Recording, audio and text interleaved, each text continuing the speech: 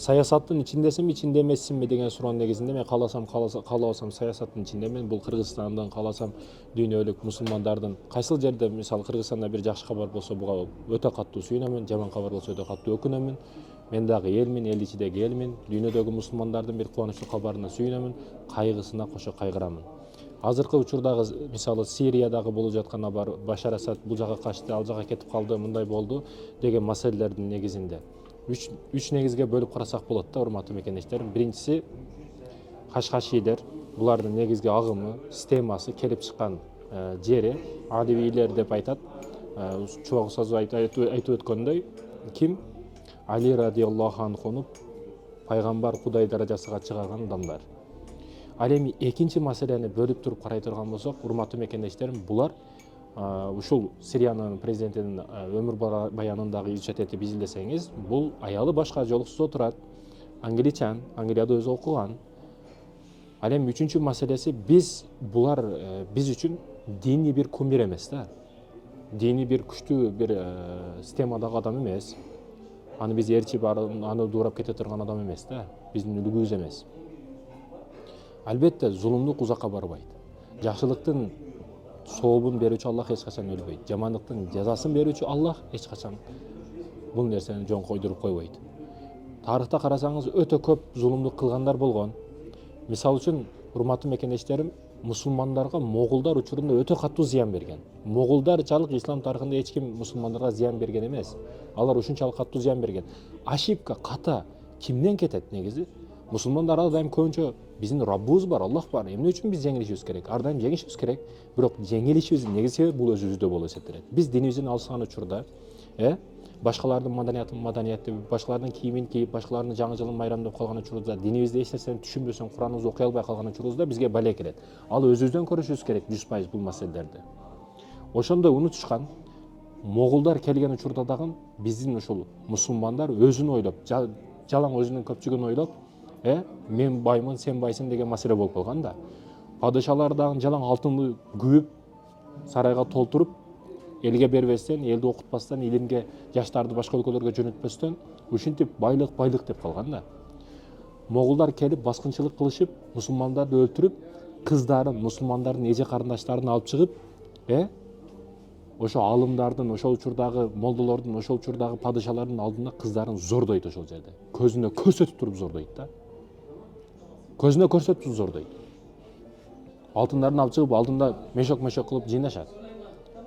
Падышасы келип, мусулмандардын падышасы келип, мусулманчылыкта ушул нерсе болбойт, кан түшсө болбойт, мусулмандын каны жерге түшсө болбойт, башчысынын деген учурда, түшсө болбойбу деп, килемге атайын материалга уруп туруп өлтүрүшөт да, канын чыгарбай өлтүрүшөт, ушинтип азап берип өлтүрөт.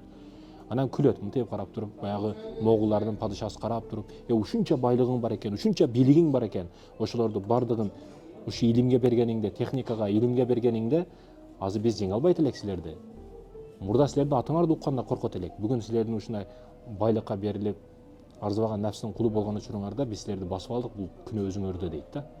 Чындыгында барсак, байкасак, урматтуу мекендештерим, бүгүн Европа биримдиги, алар бирикти, ошон үчүн күчтүү. Америка Кошмо Штаттары, булар кошулган штаттар болгондугу үчүн, бирдиккен болгондугу үчүн алар күчтүү. А мусулмандарчы, Дубай башка, Катар башка, Кыргызстан башка айтып. Бириге албай атабыз. Биригүү жок бизде. Мусулмандар биригишибиз керек, бирикпесек болбойт. Абалыбыз өтө оор. Ар жактан келип бизди чогуп кете беришет. Бирикпесек болбойт, урматтуу мекендештер. Мусулмандардын күчү биригүүдө, ынтымакта. Денебиз бар, денебиз бар, билимибиз бар, жүрөгүбүз бар. Акыл ойлонот. Кээде акыл жалкоолукту ойлоп табат. Денебиз кылат бир нерсени. Барып кармайт, барып эме кылат, Бирок ичибизде рух деген нерсе бар, буну кармап болбойт, урматтуу мекендештерим. Акыл деген нерсебиз бар, буну кармап болбойт, килограмм болбойт, таразага коюп тарта албайсың бул акыл деген нерсени. Бирок биздин тарыхыбызда, ислам тарыхында ушундай акылдуу адамдар өткөн, таразыны ар дайым басып турган булар. Ислам тарыхын карасаңыз, Усманилер, кече узакка барбайды, Усманилердин тарыхын карасаңыз, алар, урматтуу мекендештерим, акыл менен кармаган. Бүгүн окубай атабыз, илимге акча сарптабай атабыз. техникаларыбыз, курал жарак, армия керек эмес дегендер бүгүн дагы бар. Армия сөзсүз түрдө керек, ар бир мамлекетке керек. Кыргызстанга армиянын эмне кереги бар дегендер бар да, армия сөзсүз түрдө керек Кыргызстанга. Эртең сырттан душман келсе ким эң биринчи ушул куралдуулар барат. Мен жеке мен армияга бардым. Армияга барыш керек эркектер. Бүгүн катын чалыш болуп, назик болуп, домудан чыкпай, башкадан чыкпай жатат да. Ошол комфорт зонасынан чыгарыштын дагы балдардын кыйынчылык көрсөтүп, ата-энеден кадырын билдириштин дагы жолу ушул армияга барыш. Барган учурубузда 3-4 күн өтпөй эле бир бала илеп отурат. Деп сага дартымды айтайын деп, проблема айтайын деп. Мен Россияга 2 жыл иштедим армияга чейин. Жүрдүм Россияда дагы. Бирок Россияда ата-энемди ойлоп бир дагы ыйлаган жокмун. Бул жерде 3 күн ата-энемди сагынып ыйладым дейт да. Ал жерде жөнөкөй сунун да кадырын билесиң. Айтайын дегеним, урматтуу мекендештерим, балдарыбызды комфорт зонасынан чыгарышыбыз керек. Бүгүн балдарыбыз жеңилтек болуп чоңоюп атат. Же сөздү көтөрө албайт, же оор жүктү көтөрө албайт, же акылы жок, же спорттон жок, же окуудан жок, же билимден жок. 11 жыл мектепте окуйт, 5 жыл университетте окуйт. Анан бир англис тилин билбей чыгып атат балдарыбыз. Балдарыбыз пустой контейнер болуп атат. Ичинде эчтекеси жок. Окутпасак балдарыбыз кул болот. Анан бардыгы бизнесмен болуп кетсе, мен айтам, бизнеске аракет кыла, бизнес кылгыла десем, бизнесмен болуп кетсе бардыгы ким жөнөкөй ишчи болот, ким дыйкан болот дегендер бар, ким сантехник болот дегендер бар. Урматтуу мекендештерим, ким стройкада иштейт дегендер бар. Биз Россияга барып не иш кылып атабыз? Ал жерде оор иштерди кылып атабыз. Жеңил иштер кылган жерибиз жок. Барып ручка баракка отуруп, офисте жылуу жерде отурган жерибиз жок. Барып стройкада иштеп атабыз, сантехник иштерин кылып атабыз, пол жууп атабыз. Эже карындаштар суукта, заправкада бензин куюп атат. Ошондой оор иштерди кылып атабыз. Жеңил ишти кылган жерибиз жок. Качан биз өнүккөн учурубузда биз Россиядагы байлар сонун отуруп, биз барып алардын оор иштерин кылганыбыз сыяктуу, алар бизге келип оор иштерибизди кылат, биз жеңил иштерибизди өзүбүз кылабыз. Мына саясат каякта турат, урматтуу мекендештерим? Сен ойлобо, кыжалат болбо. Сен сарсанаа болбо. Биз илимге аракет кылышыбыз керек. Илимге сөзсүз түрдө аракет кылышыбыз керек. Бүгүнкү Google компаниясынын башчысы, орун басары болуп жөнөкөйлүктөн көтөрүлгөн. Ошол Индияда окуй албай жүргөн. Окуй албады деген каражат жетишкен эмес. Анан Америкага окууга тапшырып, атайын өтүлгөндөн кийин атасы бардык каражатын чогултуп, ошо баласына берет, окусун деп, адам болсун деп. Бүгүн ошондой чоң ийгиликтерге жетти Google компаниясында, өзүнүн ордун тапты. Биз илим болбойт экен, компьютер болбойт экен. Семьяда ар бир бала бирден айтишник чыгарышыбыз керек, компьютерди түшүнүш керек, илим билимди билиш керек бүгүн балдарыбыз. Техникадан кабарыбыз жок, илимди билбейбиз. Биз нөл болуп калбашыбыз керек. Ошол учурда бул мынтип колубузга телефонду тутказып коюп, бизди жөн эле колдонуучу кылып коюп, алар бизди колдонуп атат. Колубузга ушундай эмени берип койду, төрпүштө темирди. Бардыгы ушунда отурат бүгүн. Играсын берип койду, ошол каалаган жылаңач кыздарын берип койду. Каалаган, мындайча айтканда, красавица, коо, сулуу жашоону бүгүн телефондон карматып берип койду дагы. Өздөрү каалаган илим деңгээлде, илим жаатында жетишкендиктерге жетип атат, а бизди жөн эле колдонуучу кылып койду да. Балаңызды окутушуңуз керек. Бүгүн телефон кармаса балаңыз, эртең кул болот башкаларга, ишчи болот. Бүгүн китеп окугандар телефон чукугандарды башкарат эртең. Балаңыз телефон чукулуп отурабы? Демек, келечеги коркунучтуу бул баланын. Өнөр үйрөнүш керек. Өнөр билдириш керек. Жигитке 70 өнөрү аз, 7 өнөрү жок бүгүн жаштардын. 70 эмес, 7 өнөрү жок. Бүгүн ойлонбосок болбойт, мусулмандар, ойлонушубуз керек. Байлар, колдо барлар, окуткула, айылыңардан чыккансыңар силер да бизнес кылып. Ошо айылда окуймун деген бирок каражаты жок балдар бар. Керек болсо Европага, керек болсо Америкага демөөрчүлүк кылыш керек, окутуш керек балдарды. Ошол илимге кылган инвестиция эң жакшы инвестиция. Кече Дубайда форум болуп, Хабиб Нурмагомедов чыгып эң акырда сонун сөздөр сүйлөдү. Не деди? Силер азыр инвестиция деп Роберт Кийосаки, сиз жана башкалар мынча немеге, Binanceга акча тиккиле, ага акча тиккиле, буга акча криптовалюта андай мындай деп бизнеске акча тиккиле деп инвестицияны айтып атасыңар. Мен силерге айтайынбы, эң жакшы инвестиция бул балаңарга берген инвестицияңар. Балаңарга берген убактыңар, балаңарга берген энергияңар. Себеби алар эртең өтө көп болуп кайтып келет. Мисалы, бул мисалды мен өзүмө айтсам болот дейт да. Мен атам убактысын мага берди, инвестицияны мага кылды, а мен ал мечтать эткен бардык нерсени бердим атама дейт да. Мына көрдүңүзбү, саясат каякта турат. Мына көрдүңүзбү? Бул нерседен энергия алып көп аракет кылып койсок болот.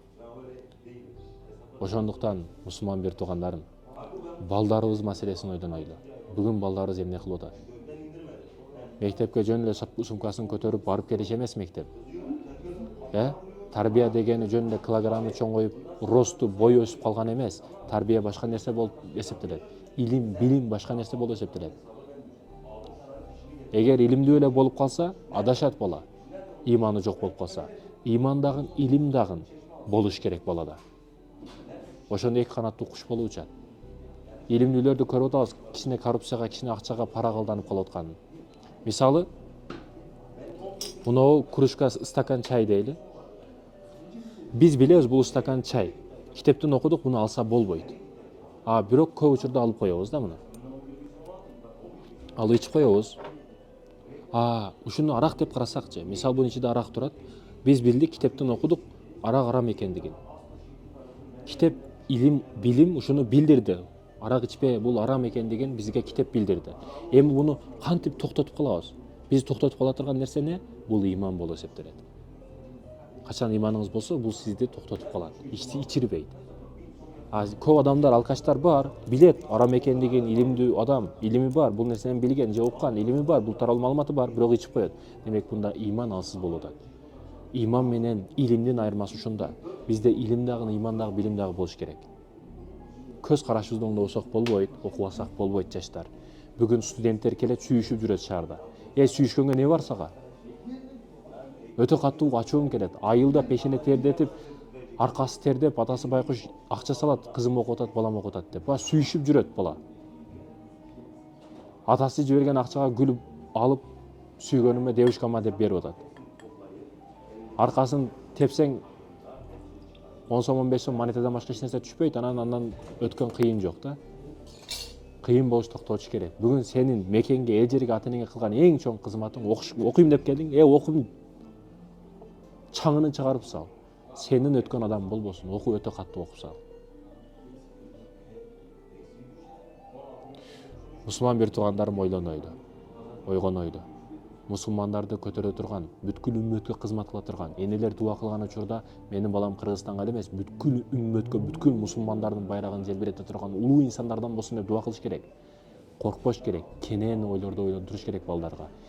Көбүрөөк бала менен сүйлөшүш керек. Бүгүн апа дагы, ата дагы өзүнүн жумушу менен алек, бала менен сүйлөшкөн эч ким жок. Бала мээримге муктаж. Мага балдар келет, баягы кичинекей кыздар келип, атасын кучактагандай кучактайт. Неге? Бала мээримге муктаж. Атасынан, апасынан көрө албайт ата ошол нерсени. Балдарды көзүнө карап туруп билесиң неге муктаж экендигин. Себеби көрө албайт. Ошо үйдөн жок нерсени келип издеп атат. Бала руханий жактан издеп атат. Рухий жактан ошол нерсени алганга аракет кылып атат. Эртең руханий жактын азыгын толтуруп койбосоң, ошол нерсени таап жолун көрсөтүп койбосоң, ата болуп туруп, апа болуп туруп, анда бала ар жерге өзүн урушту баштайт. Бала ошо чөйрөнү бузат, сигарет чегишти баштайт, насыбай чегишти баштайт, арак ичишти баштайт. Неге? Баягы руханий ачлык бар. Кантип ошону толтурсам деп калат бала. Издейт, баягы наркоман, наркотик чегип алып, мындай башын таппай калат. Ошентип издейт бала кадимкидей. Руханий ачлык балдарда дагы бар. Ойлонбосок бул болбойт. Урматтуу мекендештерим, мусулман бир туугандарым, балдарыбызды окутайлы, катуу контроль кылайлы. Балдарыбыз бүгүн бекер эле жүрөт. Пустой контейнер болуп калбасын балдарыбыз. Мусулмандарды өнүктүрсүн, өстүрсүн. Аллах табарак ва таала ак жолдо көрсөтүп, ак жолдо жүрүүнү насип этсин.